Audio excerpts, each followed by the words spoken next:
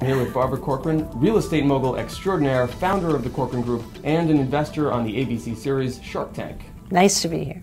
Before we talk about the real estate market as it is today, question for you about the Corcoran Group. Just tell me about it. Well, the short sketch of the Corcoran Group was a business I started when I was 23 with a boyfriend who then married my secretary. But thank God before he did that, he gave me $1,000 to start the business. And he was my partner. Then I went out and started another company. And of course, I worked that wheel for about 20 years and finally sold it for $66 million. So it's a business story with a happy ending. So along the way, you adopted the view that perception becomes reality. I've heard you say that. Of course. And I think... When did you learn that? I learned that early on when I published my first Corcoran report, because I simply added up the 11 sales for the year, worked out an average, and sent it to everyone who worked for the New York Times.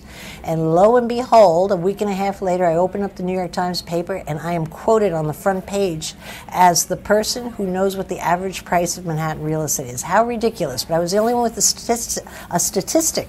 So the real estate market right now, the latest data shows that it's down still. Well, the bad news is that prices are still going down to the tune of roughly 2% nationwide per month. That's a lot of lost real estate value. Yeah. The good news is the rate of sales, the number of people buying homes last month was 10% higher than any other time. The other good news is there's new financing available through the federal government that allows people who are underwater with their houses to now get financing, which might do a lot to clean up the foreclosure mess. In 2012 and beyond, you expect an uptick? You know what? Real estate recoveries, I've learned, happen a town at a time.